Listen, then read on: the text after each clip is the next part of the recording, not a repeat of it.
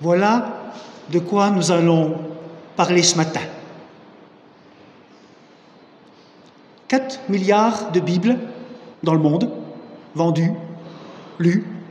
4 milliards, c'est le livre le plus vendu, le plus lu. Super! 4 milliards. Ensuite, il y a le Coran, 3 milliards. Le Petit Prince, 140 millions. Et puis après, tous les autres livres. 4 milliards. En 2002, malgré le Covid, 166 millions de Bibles ont été distribuées. En 2022. 166 millions, d'abord principalement en Amérique du Sud, au Brésil, en Amérique centrale, beaucoup de Bibles en espagnol, plus qu'en anglais, et bien sûr en français. Et en alsacien. Et en breton. Traduit en plus de 2450 langues, en corse, en breton, en alsacien. Et pourtant, 1,3 milliard de personnes qui sont totalement privées des Écritures. 1,3 milliard de personnes sont encore privées ou qui disposent qu'une petite partie, un évangile, Nouveau Testament ou autre. Durant les JO, qui vont avoir lieu d'ici quelques mois, à Paris, il va y avoir 150 000 Nouveaux Testaments qui vont être distribués. 150 000 de Nouveaux Testaments vont être distribués pendant la période des JO à Paris par les cathos, les réformés, luthériens, les évangéliques, partout à Paris et en France, dans les autres sites. La parole a du poids, c'est qu'à de le dire, elle commence à peser, pas seulement spirituellement, parce qu'elle nous donne la nourriture et elle a un fondement, et la parole est inspirée par Dieu, parole de Dieu, elle nous nourrit. Tiens, c'est pour ça qu'il y a des gerbes de blé, elle nous nourrit, mais elle commence à être lourde physiquement, je la remets. Voilà. J'espère que la Bible que vous avez dans votre salon, votre salle à manger, dans votre cuisine, est un peu plus légère. Maintenant, il y a des iPhones, il y a des logiciels, des applis, c'est très léger. Certains l'ont depuis le mariage, depuis la confirmation. Qui est-ce qui a reçu une Bible le jour de sa confirmation? Qui a reçu une Bible le jour de sa confirmation? Ah ouais. Lors de son baptême? Ah, lors de son baptême? Une Bible? Non. Ah bon, bizarre. Voilà. Lors du début du catéchisme, voilà, différents moments. Merci Sarah et Léa, voilà, au début de votre caté. Aujourd'hui, si vous entendez sa voix, n'endurcissez pas vos cœurs. Hébreux 3. Alors nous sommes rassemblés autour de cette parole vivante, le Christ, avant tout, qui vient, qui enseigne, qui parle, qui nous nourrit par l'Esprit Saint. Alors Seigneur, nous voulons te confier ce culte. Parle-nous par ta parole, par les chants, par ton esprit, par la communion fraternelle, par ta présence au milieu de nous. Parle-nous. Merci pour tous ces et ceux qui nous ont communiqué ta parole. Merci de nous donner faim et soif ce matin encore de la lire, de l'écouter, aujourd'hui et chaque jour de notre vie. Souffle ton esprit et que ce culte puisse être agréable. Nous voulons honorer ton nom, Père, Fils et Saint-Esprit. Amen. Et je vous invite à prendre le 224. On peut se lever pour chanter les strophes, toutes les strophes. C'est rapide, c'est facile à chanter. Le Seigneur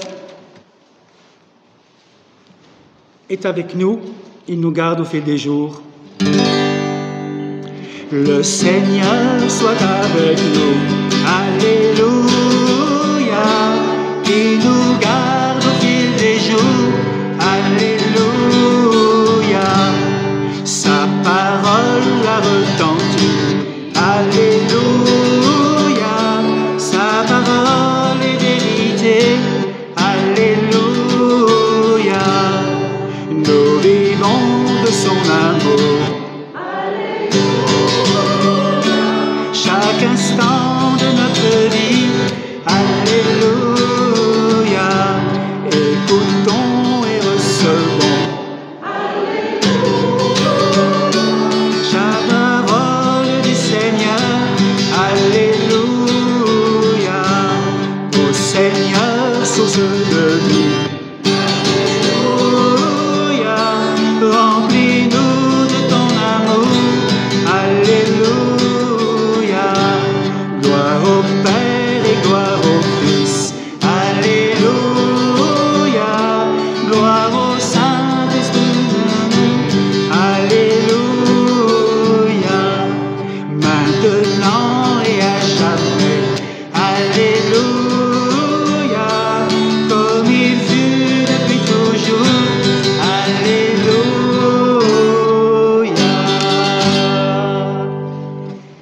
Quelques versets du psaume 119.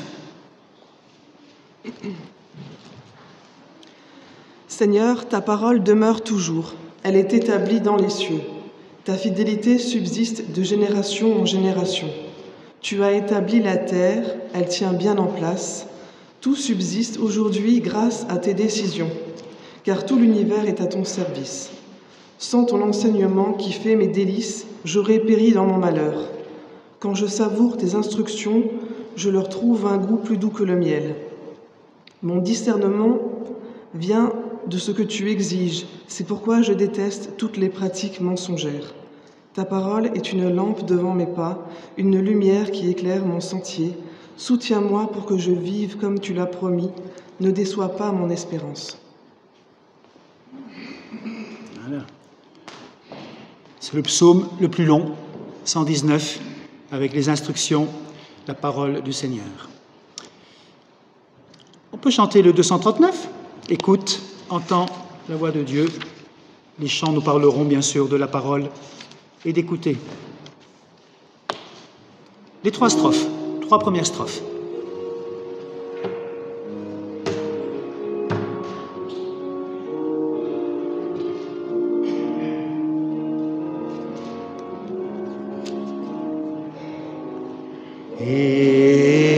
Écoute, entends la voix de Dieu.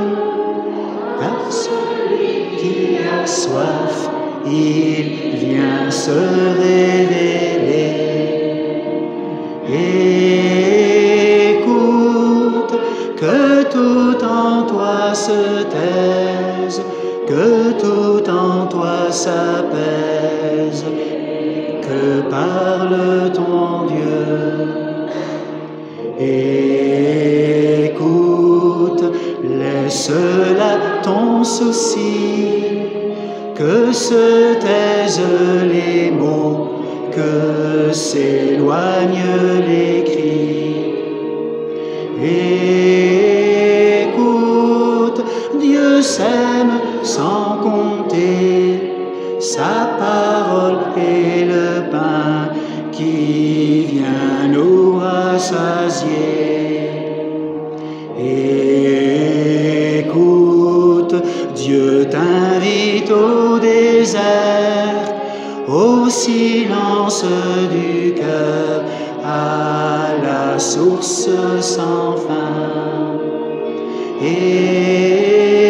Écoute, il se tient à la porte, il frappe et bienheureux celui qui ouvrira. Je vous invite à la prière. Merci Seigneur pour ta glorieuse présence en chacun de nous. Tu vois nos faiblesses et nos manquements, mais nous l'avons entendu dans le message dimanche dernier, que tu te sers de nos limites et de nos hésitations. Tu veux te servir de nous pour proclamer ta fidélité et pour témoigner de ton immense bonté. Alors, chantons de tout notre cœur tes louanges, acclamons avec force que tu es notre Dieu tout-puissant. Tu nous délivres de tous les pièges où nous sommes enfermés. de toutes nos faiblesses et nos préjugés. Gloire à Dieu, gloire à Jésus, gloire au Saint-Esprit. Amen. Amen.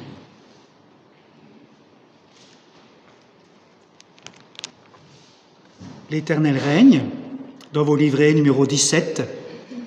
On avait chanté dimanche dernier, numéro 17 dans vos livrets.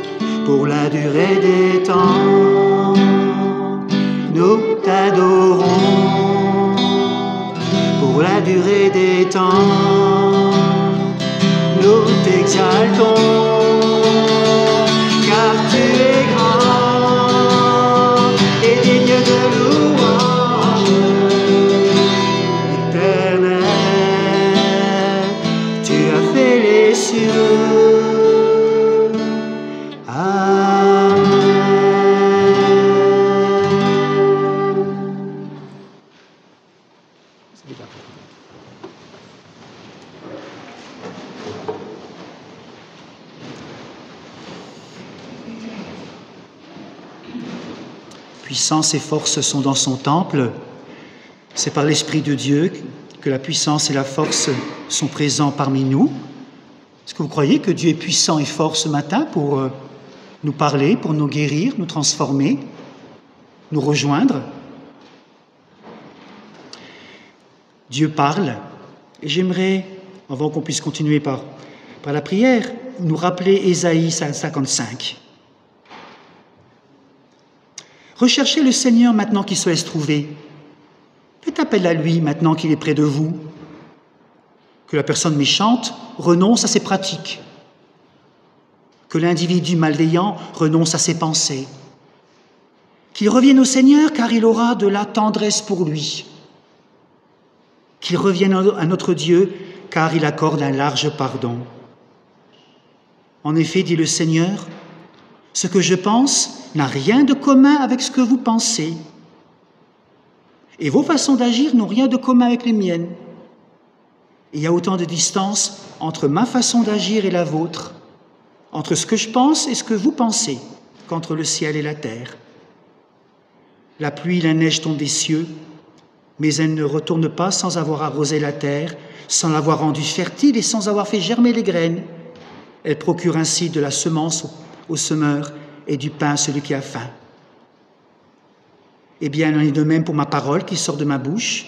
Elle ne revient pas à moi sans avoir produit de l'effet, sans avoir réalisé ce que je veux, sans avoir atteint le but que je lui fixais. Quand on ouvre cette parole, quand on l'accueille, c'est une semence nouvelle en nous. Dieu agit. Elle ne revient pas à lui sans avoir accompli son effet en nous. Alors Seigneur, notre Dieu, nous voici devant toi, nous voulons te prier, te remercier pour ta parole. Te remercier pour toutes celles et ceux qui nous l'ont enseigné. Tous ces hommes et ces femmes qui se sont donnés pour traduire, pour écrire, pour illustrer, pour nous la transmettre, pour nous visiter. Merci pour toutes celles et ceux qui, dans le passé, nous ont rejoints et nous ont annoncé ta parole. Nous ne voulons pas être ingrats, nous voulons être reconnaissants. Merci parce que nous avons peut-être nous-mêmes pu transmettre ta parole, la distribuer. Merci pour toutes ces Bibles qui ont été distribuées lors des enterrements, sur les marchés, à gauche, à droite. Merci. Alors, encourage-nous à la lire, Père. On passe bien plus de temps à regarder des séries que de lire ta parole parfois. Alors, pardon.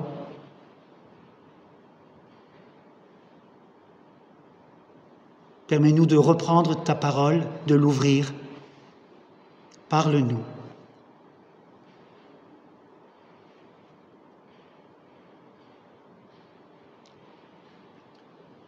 Tu connais nos limites, nos difficultés à la lire, nos excuses. Alors, certes, viens agir en nous, transforme-nous, donne-nous faim et soif de ta parole, de ce que tu veux nous dire, de ton amour pour nous. Au nom de Jésus, nous te prions. Amen.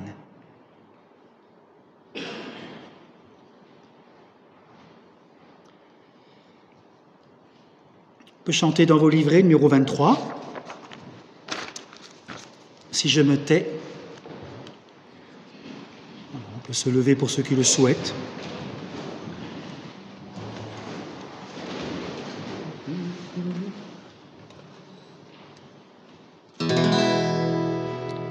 Si je me tais, où j'apprendrai à écouter la voix du bon berger.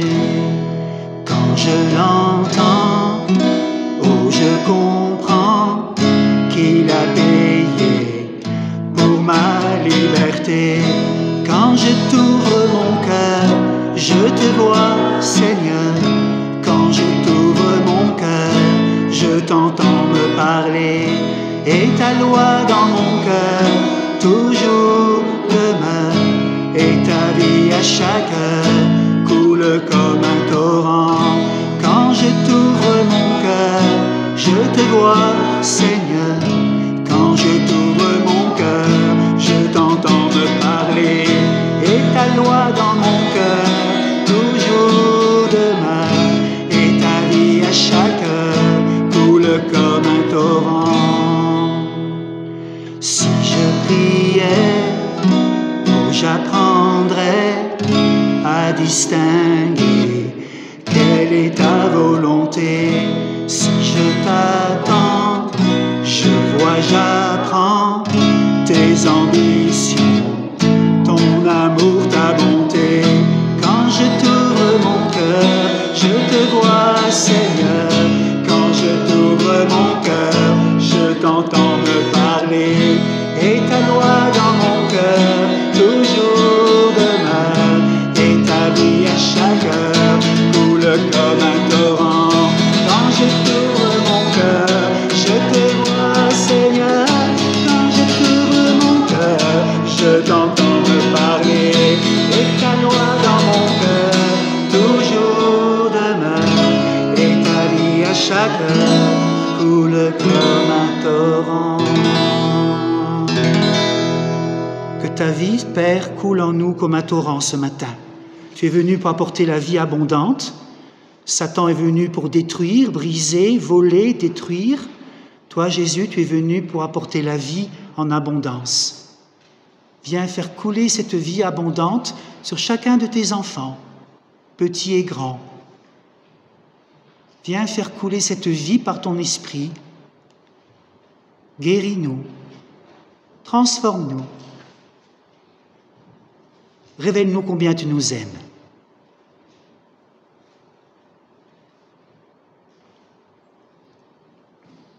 La pluie et la neige tombent du ciel, mais elles ne retournent pas sans avoir arrosé la terre, sans l'avoir rendue fertile, sans avoir germé les graines.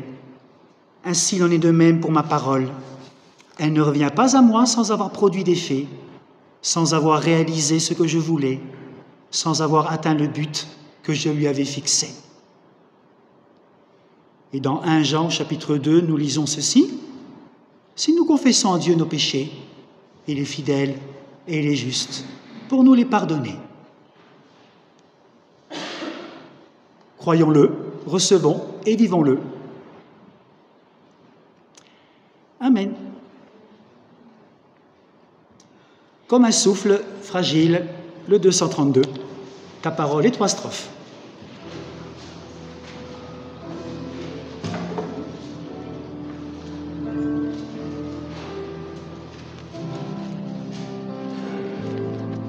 Numéro 232. Souffle fragile, ta parole se donne comme un vase d'argile, ton amour nous façonne. Et murmure comme un secret d'amour, ta parole et blessure qui nous ouvre le jour. Comme un souffle fragile, ta parole se donne comme un vase d'argile, ton amour nous façonne.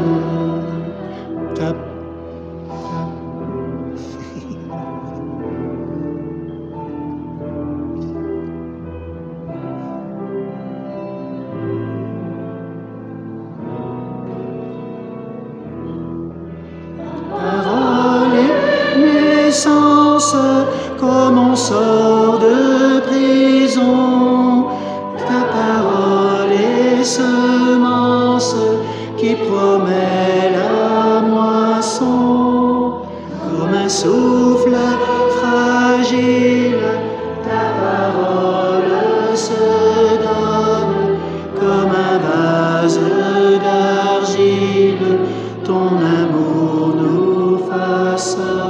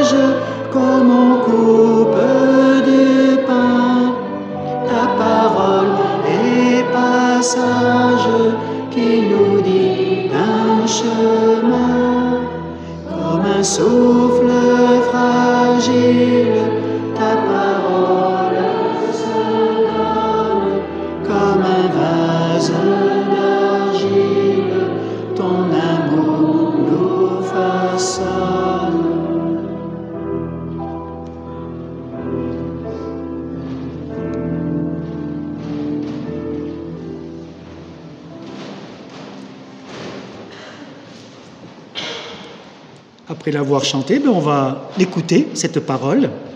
Je vous invite à écouter dans l'évangile de Luc, au chapitre 8 ou 9, je ne sais plus. Voilà. Ainsi, chapitre 8, ainsi qu'après Hébreux 4. Luc, chapitre 8, versets 4 à 15. De chaque ville, des gens venaient à Jésus. Comme une grande foule s'assemblait, il dit cette parabole. Le semeur sortit pour semer du grain. Comme il semait, une partie des grains tomba au bord du chemin. On marcha dessus et les oiseaux les mangèrent. Une autre partie tomba sur un sol pierreux. Dès que les plantes poussèrent, elles se desséchèrent parce qu'elles manquaient d'humidité. Une autre partie tomba dans les ronces, qui poussèrent en même temps que les bonnes plantes et les étouffèrent. Mais une autre partie tomba dans la bonne terre. Les plantes poussèrent et produisirent des épis. Chacun portait 100 grains. Et Jésus ajouta, « Celui qui a des oreilles pour entendre, qu'il entende. » Voici ce que signifie cette parabole. La semence, c'est la parole de Dieu. Certains sont au bord du chemin où tombe le grain, et ils entendent, mais le diable arrive et enlève la parole de leur cœur pour les empêcher de croire et d'être sauvés. D'autres sont comme un sol pierreux. Ils entendent la parole et la reçoivent avec joie. Mais ils ne la laissent pas s'enraciner. Ils ne croient qu'un moment et ils abandonnent la foi quand survient l'épreuve. La semence qui tombe dans des ronces représente ceux qui entendent. Mais ils se laissent étouffer en chemin par les préoccupations, la richesse et les plaisirs de la vie. Et ils ne donnent pas de fruits mûrs. La semence qui tombe dans la bonne terre représente les personnes qui écoutent la parole, qui la gardent dans un cœur bon et bien disposé, et qui portent des fruits grâce à leur persévérance.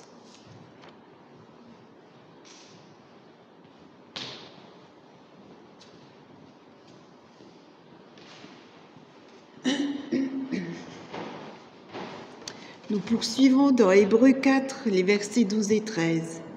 En effet, la parole de Dieu est vivante et efficace. Elle est plus coupante qu'aucune épée à deux tranchants. Elle pénètre jusqu'au point où elle sépare l'âme et l'esprit, les jointures et la moelle. Elle passe au crible les désirs et les pensées du cœur humain. Il n'est rien dans la création qui puisse être caché à Dieu. À ses yeux, tout est à nu, à découvert, et c'est à lui que nous devons tous rendre compte.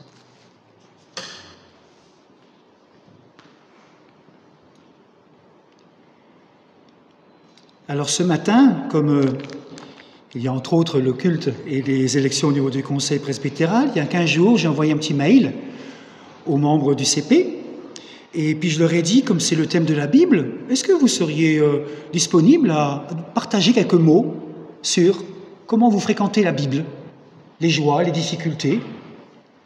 Je demande ça au niveau du conseil, mais chacun pourra répondre après personnellement. Si vous voulez m'envoyer un mail ou bien durant un culte, on peut pourquoi pas en parler. Et puis donc il va y avoir Micheline, Barbara et Marie-Thérèse qui ont souhaité dire quelques mots pour en répondant à cette question. Qu'est-ce qui plaît dans cette parole? Les joies, les difficultés, une expérience, un témoignage. Comme ce témoignage, c'est du vécu, c'est ce que chacun pense. Alors, on va les écouter, et puis ça fera son petit chemin aussi en nous, que Dieu nous parle au travers de sa parole. Je vais d'abord laisser la parole à Micheline, ensuite après à Barbara pendant un chant, et à Marie-Thérèse après. Voilà, bonjour à tous. On entend bien, ça va? On a chanté tout à l'heure « Quand je t'ouvre mon cœur, je t'entends me parler ». Alors ça, vraiment, ça m'a beaucoup touchée ce matin. Quand je t'ouvre mon cœur, je t'entends me parler. Alors je commence mon petit témoignage par un petit verset dans Philippiens chapitre 4, verset 18. « Dieu subviendra pleinement à tous vos besoins. Il le fera selon sa glorieuse richesse. » Et une autre version, le même verset, « Fais-moi connaître tes besoins dans une attitude de reconnaissance, et ma paix, qui dépasse tout ce que l'on peut comprendre, gardera ton cœur et tes pensées. » Alors, j'ai vraiment cette joie de vous parler de ce que j'ai vécu, entre autres, hein, c'est juste un petit moment de ma vie. Dans les années 90, mon mari Robert a été mis en pré-retraite. René, il sait de quoi il s'agit. À 50 ans, Raus a dit la sidérurgie. Et donc, on s'est retrouvés dans une situation un peu délicate parce qu'on avait les enfants encore assez jeunes et il fallait que je trouve du travail. Et dans mes prières, je demandais au Seigneur, je lui disais, voilà, tu vois nos besoins, je crois que tu peux répondre selon ta glorieuse richesse. Je crois de tout mon cœur. Et puis, dans mes lectures, un matin, je lis ce psaume 138, verset 8. Oui, l'Éternel agira en ma faveur. Et ce verset, je peux vous dire, il a transpercé mon cœur. Ça a été vraiment comme on l'a chanté, quand je t'ouvre mon cœur, je t'entends me parler. Et c'est comme si le Seigneur était là, à côté de moi, et qu'il me le disait. C'était plus dans la parole, mais c'était comme s'il me disait « J'agirai en ta faveur ». Alors qu'est-ce que j'ai fait? Je me suis accrochée à cette parole. Et il parle de la paix qui dépasse tout ce qu'on peut comprendre. Ah ben, je vous assure que c'est vrai. J'ai eu une énorme paix et j'avais plus du tout de soucis par rapport à l'avenir. Plus du tout de soucis, aucun souci. Alors je me suis présentée à plusieurs emplois. On n'a pas beaucoup de temps, j'aurais aimé vous raconter les détails. Et je me suis présentée à un emploi. C'était 2 médecins généralistes à Bonnevoie, à Luxembourg, qui cherchaient une secrétaire médicale. Et l'entretien s'est passé affreusement pas bien. C'est tout en luxembourgeois. Et puis je demandais à chaque fois « Van Schlift », ça voulait dire « s'il vous plaît ». Je comprenais pas, il devait répéter. Enfin, je me suis dit, j'aurais adoré travailler chez 2 médecins. Ça m'aurait plu, mais je me suis dit, l'entretien, il n'a pas duré longtemps. Alors que la personne avant moi, ça avait duré longtemps. Je me suis dit, oulala, c'était vite fini. Et j'ai quand même encore eu la présence d'esprit de dire à un moment donné, j'ai un mari en pré-retraite qui s'occupe de mes enfants. Et j'ai appris plus tard que ça a beaucoup pesé dans la balance. Le fait que je ne serais pas absente pour raison médicale pour les enfants. Bon, je suis partie de là, j'avais toujours cette grande paix. Et ça a été oui. J'ai eu cet emploi qui m'a rempli de joie pendant 23 ans, jusqu'à la retraite. Qui m'a vraiment, je sentais, c'était le Seigneur qui m'a donné cette place. Parce que les gens qui venaient, il y avait beaucoup de gens. Hein. On avait un énorme fichier. Les gens disaient, on n'a jamais vu un tel accueil chez un médecin. Et voilà, c'est ça que je voulais vous dire. Le Seigneur connaît les besoins de chacun. Et accrochons-nous, demandons-lui, n'ayons pas peur de demander. Et accrochons-nous à ses promesses, parce qu'il est vrai, je peux vous le dire, je l'ai vécu. Et ça, c'est qu'un petit détail. J'ai vécu plein de fois où le Seigneur répond. Alors je termine par cela, j'ai été bénie au-delà de toutes mes attentes, dans un avenir proche à ce moment-là, mais aussi dans un avenir plus lointain, parce que ça a été jusqu'à ma retraite, j'ai été bénie pour la retraite également. Ça fait 4 ans que je suis à la retraite et le Seigneur a tout préparé par rapport à la retraite. Alors voilà, gloire à Dieu Seigneur. Amen. Merci, Micheline. Barbara, quelques mots. Quelques mots. Comment tu fréquentes la Bible ?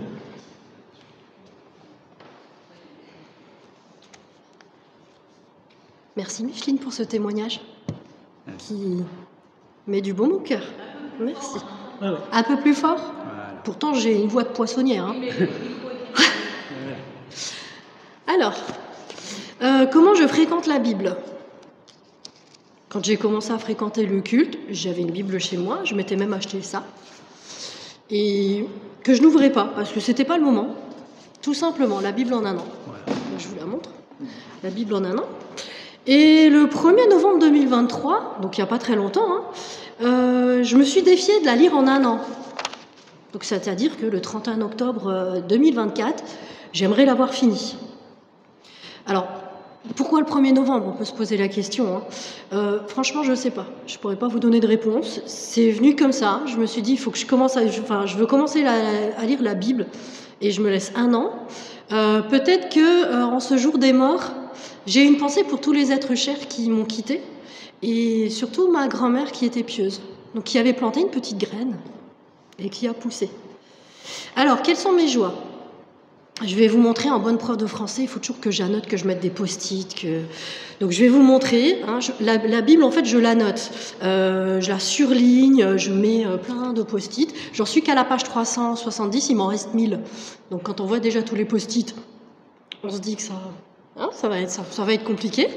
Je mets plein de post-it, alors quand j'ai une émotion qui découle, je mets plein de post-it. Là derrière, alors là j'ai collé une enveloppe dans laquelle j'ai fait ma profession de foi. Et je l'ai mise dans cette Bible. Et grâce à ça, je me comprends mieux. Je comprends mieux le monde qui m'entoure. Et je comprends mes errances et surtout, je pardonne toutes mes errances spirituelles. Ma plus belle rencontre, j'en ai parlé un petit peu la semaine dernière, c'est l'évangile de Matthieu qui me touche profondément. Alors autant vous dire que le passage du sermon sur la montagne dans The Chosen m'a particulièrement bouleversée. La Bible me sert aussi dans mon métier. Alors non, je ne fais pas de prosélytisme, mais j'en profite pour remercier les auteurs du 19e siècle qui ont fait beaucoup de références à la Bible et qui me permet d'en expliquer certains passages qui peuvent être confus. Alors un tout petit exemple, l'Apocalypse. Alors quand vous demandez l'Apocalypse à un jeune à l'école, c'est tout de suite Apocalypse zombie.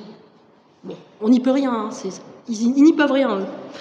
Et ça m'a permis déjà de leur expliquer l'étymologie. Ben non, Apocalypse, ça veut dire révélation. Et ça m'a permis surtout de leur expliquer le contexte d'écriture, que ça a été écrit dans le contexte de persécution des chrétiens. Et là, d'un seul coup, ça bouleverse quelque chose. Alors, peut-être qu'en faisant ça, en expliquant grâce aux auteurs, peut-être que j'ouvre les cœurs. En tout cas, j'espère. Mes difficultés. Alors, je ne vais pas vous dire que c'est la joie tous les jours. Les textes fondateurs, j'en ai déjà parlé avec certains d'entre vous, sont compliqués. Le Lévitique, les Nombres. Bon, qu'on me pardonne, que Dieu me pardonne, mais j'avoue que je l'ai lu en diagonale, très en diagonale, la diagonale qui évitait même les passages. Hein. C'est trop dense, c'est trop détaillé, c'est trop nébuleux. Et d'autant que certaines lois me paraissent dures, intolérantes surtout en 2024. Je comprends qu'il faille des lois, sinon on retombe dans Sodome, dans Gomorrhe. Je comprends tout à fait qu'on en a besoin pour structurer notre monde. Mais certaines lois me paraissent peut-être un petit peu trop archaïques et peuvent peut-être expliquer aussi le désintérêt de certaines personnes si on ne jure que par les lois dans la Bible. Je peux comprendre. Bernadette, une collègue de travail, est devenue une amie très chère et dans la foi, m'a offert une Bible. Connaissant mon défi, elle m'a offert une Bible. Alors je l'ai ramenée, je vous la montrerai. Je ne l'ai pas prise parce qu'elle porte presque 3 kilos. Elle m'a offert une Bible commentée pour m'aider. Justement pour comprendre certains passages qui peuvent être nébuleux et freiner la compréhension de la Bible. Alors pourquoi je vous encourage à lire ou à relire la Bible ? Alors déjà parce qu'elle apporte un cadre sécurisant dans un monde insécurisant. Savoir que Dieu et sa parole sont un acte de liberté dans ce monde qui vante cette valeur mais qui nous a servi. Parce que partout on nous dit faites ça et vous serez libérés. En fait ça nous a servi. Par exemple juste nos smartphones. Je pense que c'est le pire objet qui a été inventé et qui nous a servi. Et au contraire de nous offrir la liberté, nous a complètement emprisonnés. Parce que lire la Bible, c'est se découvrir dans ses forces et dans ses failles. C'est heurter ses convictions, ses idées reçues à une parole de sagesse qui nous permet de grandir. Lire la Bible, c'est aussi expérimenter le monde. C'est confronter un texte ancien et sacré au monde actuel en quête de sacré. Et puis tout simplement parce que lire la Bible, c'est passer un moment agréable dans les bras de Dieu. Merci. Merci, merci. Passer un moment dans les bras de Dieu, dans son amour. Avant d'écouter Marie-Thérèse, merci pour Micheline et Barbara. On va prendre la première strophe du 181, chercher d'abord le royaume de Dieu, et puis ensuite on prend la première strophe, puis ensuite il y aura Marie-Thérèse. On peut se lever pour chanter la première strophe, chercher d'abord, ou la deuxième, l'homme ne vivra pas que de pain seulement, mais de toute parole qui sortira de la bouche de Dieu. La deuxième strophe.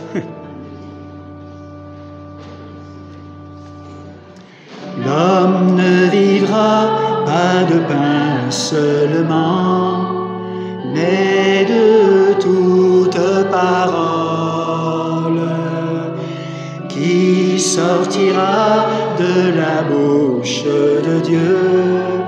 Alléluia, alléluia, alléluia.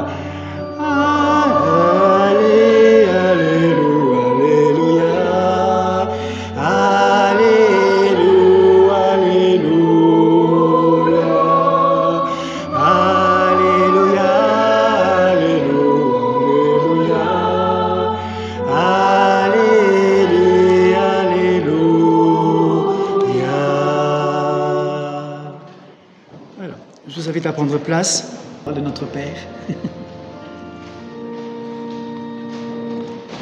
Venez au Sauveur qui vous aime, venez, il a brisé vos fers, il veut vous recevoir lui-même, ses bras vous sont ouverts. Oh, quel beau jour, Sauveur fidèle, quand nous appuyons sur ton bras, vers la demeure paternelle, nous dirigeons nos pas. Et la deuxième? Venez pécheurs, il vous appelle, le bonheur est dans son amour. Donnez-lui ce cœur rebelle, donnez-le sans retour. Oh, quel bonheur, Sauveur fidèle, quand nous appuyons sur ton bras, vers la demeure paternelle, nous dirigeons nos pas.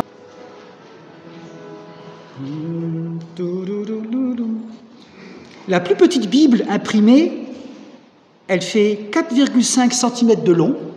Écoutez bien, la plus petite, 4,5 cm de long, 3 cm de large, 2 cm d'épaisseur, 878 pages, imprimée en Angleterre. Pas mal, hein? Et maintenant, la Bible la plus grande, elle est en bois, l'œuvre d'un ébéniste de Los Angeles qui lui a consacré 2 années de sa vie.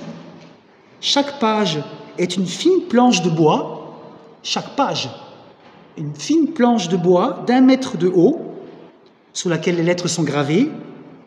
La Bible contient 8048 pages, pour une épaisseur de 2,50 m.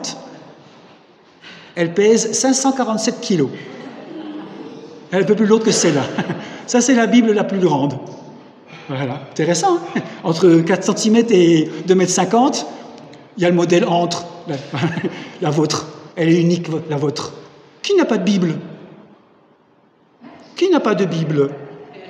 Vous avez le droit de ne pas avoir de Bible, on vous l'offre. Parce que si les protestants n'ont pas... Avec plaisir, on vous offre une Bible. Qui n'a pas de Bible? Voilà, à la sortie, il y a des Bibles. Voilà.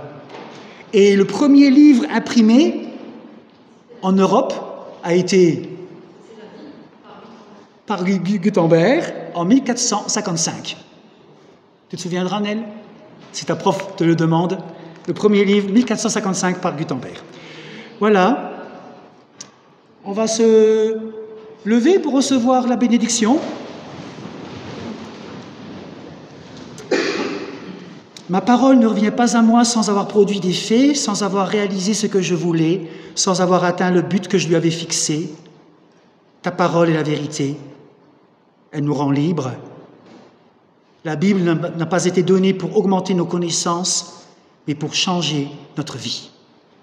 Ainsi, la parole de Dieu agit en nous. Alors que le Seigneur te bénisse et te garde, que le Seigneur fasse sur toi rayonner sa joie, sa grâce, que le Seigneur te découvre sa face, te donne sa paix.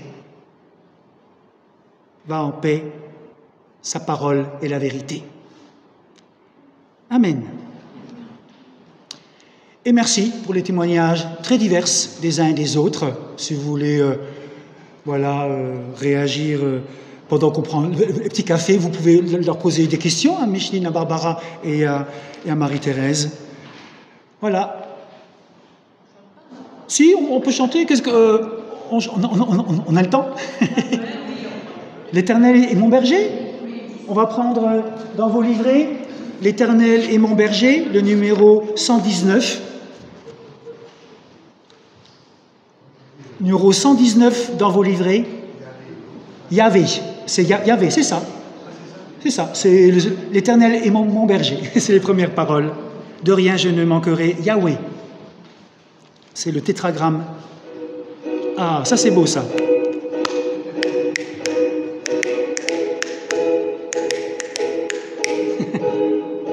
C'est du groupe Psalmodia, en Suisse, qui a interprété ce chant.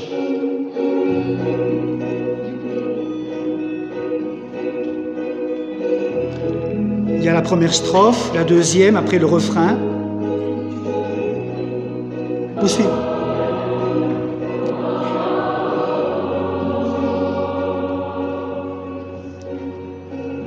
L'Éternel est mon berger,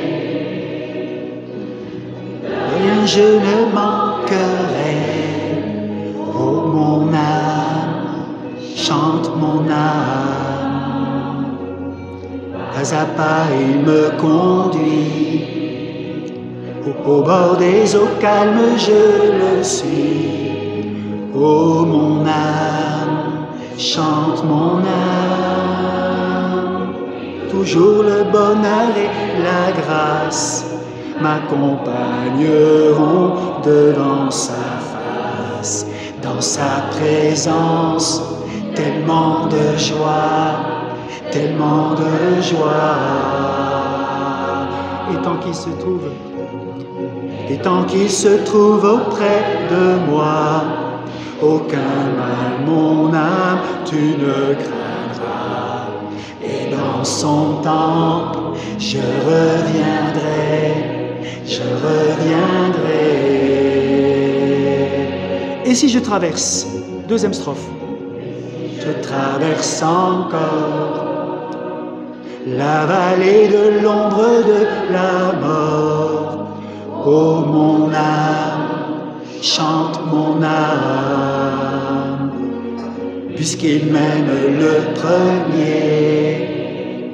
Non, rien ne pourra me séparer de son amour, de son amour. Oui, toujours, où le bonheur et la grâce m'accompagneront devant sa face.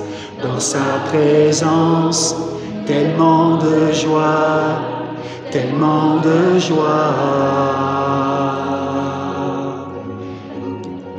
Tant qu'il se trouve auprès de moi, aucun mal, mon âme, tu ne craindras. Et dans son temple, je reviendrai, je reviendrai. La troisième strophe, bientôt. Pardon, Yahweh. Yahweh, tu fais briller sur moi ton soleil. Yahweh, Yahweh, ta lumière chasse au loin les ténèbres. Yahweh, Yahweh, ta parole éclaire mon sentier. Yahweh, Yahweh, Yahweh. Bientôt il viendra me chercher, et dans sa maison j'habiterai. Oh mon âme, chante mon âme, cesse jusqu'à son retour. Mon âme chante son amour tous les jours, tous les jours. Le bonheur et la grâce m'accompagneront devant sa face. Dans sa présence, tellement de joie, tellement de joie. Et tant qu'il se trouve auprès de moi, aucun mal, mon âme, tu ne craindras. Et dans son temple, je reviendrai, je reviendrai. Yahweh, tu fais briller. Présent, oh pardon, tellement de joie, tellement de joie. Présence, tellement de joie, tellement de joie. Voilà. On le saura encore mieux la prochaine fois. Voilà. À tout de suite et bon dimanche. Merci.